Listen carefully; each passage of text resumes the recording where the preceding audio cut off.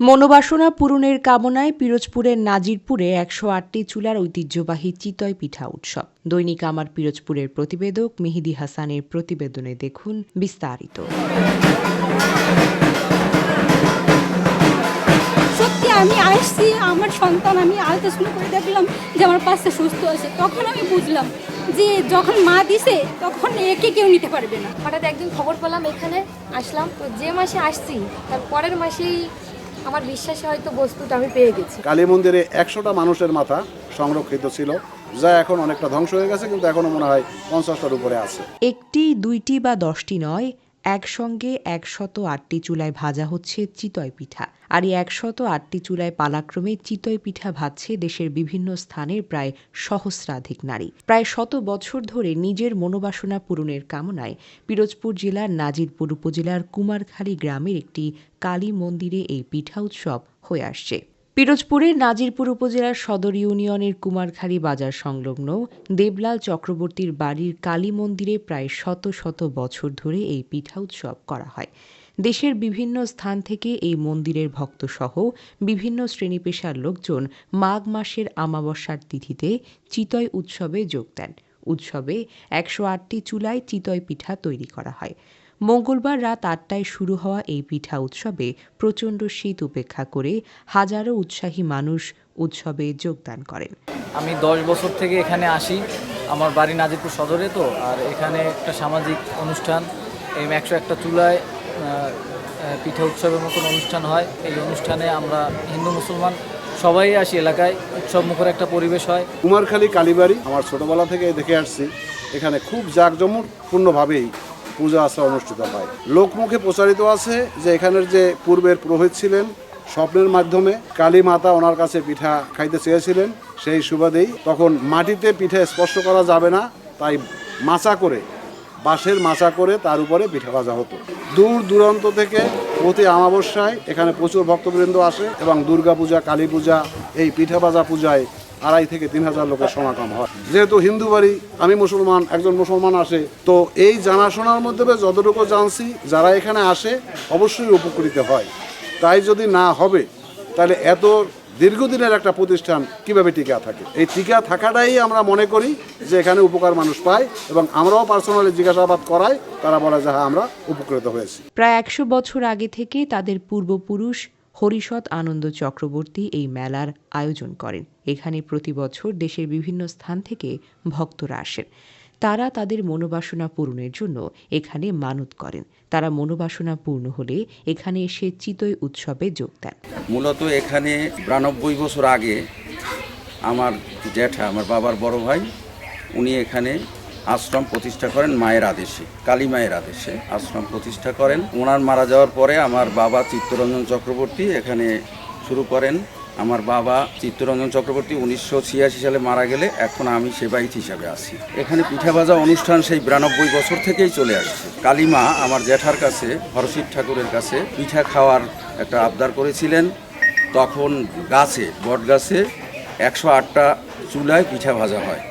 তো বট গাছে যেহেতু মহিলারা, মায়েরা উঠতে পারে না, ওঠা ঠিকও না, এই জন্য পরবর্তীতে মাটিতে করা হয়, আর একটা চুলা বট গাছে ভাজা হয় একটা চুলায়, আর নিচে ১০৮টা চুলায় প্রতি বছরই ভাজা হয়।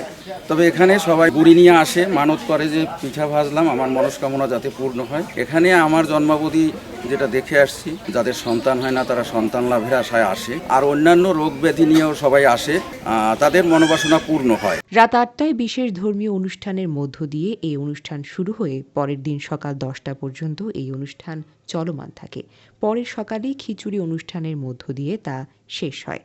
একটি মাঠে মাটি দিয়ে সারি করে তৈরি ওইসব চুলায় মাটির তৈরি সাজে চালের গুঁড়োর এই পিঠা তৈরিতে অংশ নেন দেশের বিভিন্ন স্থান থেকে আসা নারী ভক্তরা। ১০০ বছরের এই পিঠা উৎসবে ১০৮টি চুলার আগুনে জ্বলে ওঠে মানুষের প্রার্থনা, বিশ্বাস আর পূর্ণতার এক আধ্যাত্মিক গল্প। দীর্ঘ আমার বয়স তো আজ প্রায় ৬০ বছর, তারও আগে আমার মা বাবা এখানে আসতেন। হ্যাঁ, সেখান থেকে আসা যাওয়া করি। ছেলে মেয়ে হয় না, অনেকজন তাদের নিয়ে আসি। বেশিরভাগ রুগী আসে, ছেলে মেয়ে হয় না, দেখা যায় ছেলে মেয়ে হয় না, ১০ বছর, ৮ বছর, ৫ বছর এখানে আসে মায়ের কৃপায়। ওই ১০৮টা ফুল একটা ডাবলের কেল নিয়ে আসতে হয়, এই এলো ফল দিয়ে এখান থেকে ফল চেয়ে নিতে হয়। এইভাবে মানে হাজার হাজার ছেলেমেয়ে যাদের হয় না তারা এখান থেকেই স্বীকৃতি পায়, সেইভাবে তারা আসা যাওয়া করে। আমার বিয়ে 3 বছর হয়ে গেছিল, কিন্তু আমার বাচ্চা কনসেপ্ট করতে ছিল না। তারপর আমার দাদা আছে চিতলমারি, অসীম মণ্ডল, ও আমাকে এখানে নিয়ে আসার পরে মার কৃপায় প্রথমবারই আসলেই আমার বাবা আমার পেটে আসে। আমি একটা পুত্র সন্তান লাভ করছি মার কৃপায়, এবং আমি মানে মা আমার জীবন ধন্য করে দিয়েছে। মা কাউকে খালি হাতে ফেরায় না। মানে আমার কথা শুনলে অনেকে হয়তো বা হাসবেন, আপনারা বলবেন যে এটা কুসংস্কার, বা অনেকে বলতে পারে যে এটা অন্ধবিশ্বাস। আমার বিয়ে হয়েছে 9 বছর হবে। আমি 9 বছর থেকেই আমি চেষ্টা করতেছি বাচ্চার জন্য, কিন্তু দুর্ভাগ্যবশত আমার 3টা বাচ্চা মিসক্যারেজ হয়েছে। বিভিন্ন ডাক্তার, কবিরা যে যেখানে বলছে সেখানেই আমি গেছি, কিন্তু কোনো উপকার পাইনি। তারপরে মায়ের আশীর্বাদে আমি এখানের সন্ধান পেলাম। আমি আসলাম এখানে, মা আমার জানি না মা আমার প্রতি কৃপা করছে। আমি এখানে আসার পরেই যখন আসলাম 2 মাসের ভিতরে আমি কনসেপ্ট করলাম। এর আগে যখন 3টা সন্তান হারাইছি, আমি সত্যি কথা বলতে কি আমি মনোবল হারাই ফেলছিলাম। আমি ভেবেই নিয়েছিলাম যে এই সন্তানটাও আমি হারাই ফেলবো, কিন্তু যখন ঠাকুরমশাই বলছে যে তুমি চিন্তা করো না, বাড়ির সবার কথায় আমি মনোবল নিয়েই দীর্ঘ 13 ঘন্টা জার্নি করে আমি চলে আসছি এখানে। আমি জানতাম যে এতদিন আমি ডাক্তার দেখাইছি, আমি অন্তত আমার 2-3 লাখ টাকা আমার সন্তানের পিছনে, এর আগে যে বাচ্চা আমি কনসেপ্ট করছি তাদের পিছনে আমার চলে গেছে, কিন্তু আমি কোনো সুফল পাইনি। সত্যি আমি আসছি, আমার সন্তান, আমি আলট্রাসাউন্ড করে দেখলাম যে আমার বাচ্চা সুস্থ আছে। তখন আমি বুঝলাম যে যখন মা দিছে তখন একে কেউ নিতে পারবে না। মার তো মাই দিছে, এ সুস্থ থাকবে। এখানে মায়ের আশীর্বাদ আছে বলেই আজ আমার মেয়ে আমার কোলে। আপনারা দেখতে পাচ্ছেন আজ আমি মেয়েকে নিয়ে আমি পিঠা বাঁচতে আসছি। আমার বিবাহ হয়েছে 6 বছর হয়েছে, কিন্তু এতদিনে আমি কোনো বাচ্চা কনসিভ করিনি। আর অনেক ডাক্তার দেখাইছি, অনেক জায়গায় গেছি, যে যেখানে বলেছে সেখানে গেছি, যে যা বলেছে। হঠাৎ একদিন খবর পেলাম, এখানে আসলাম। তো যে মাসে আসছি তার পরের মাসেই আমার বিশ্বাসে হয়তো বস্তুটা আমি পেয়ে গেছি। মানে আরও বিশ্বাসটা বেড়ে গেল যে আসলেই ঠাকুর বা ভগবান বলে কিছু আছে। এতদিন তো অনেক ডাক্তার দেখাইছি, অনেক টাকা খরচ করাইছি, অনেক জায়গায় গেছি, কিন্তু এখানে আমি যে মাসে আসছি ঠিক সে মাসে আমি কনসিভ করি। অন্যান্য ধর্মাবলম্বী যারাই আছেন তারা অক্লান্ত পরিশ্রম করেন আমাদের এই ঐতিহ্যকে টিকিয়ে রাখার জন্য। আর দূর দূরান্ত থেকে যারা আসেন তারা কেউ সন্তানের বাসনায় আসেন, সন্তানের কামনায় আসেন। মা কালীর কাছে অনেক কিছুই তারা চেয়ে থাকেন, হয়তো ভক্তবৃন্দর আশা সে পূর্ণ করেন। জানি না কে কী চায়, কী আশা পূর্ণ হয়, কেন তাদের এই আগমনে মুখরিত থাকে এই কুমারখালী কালী।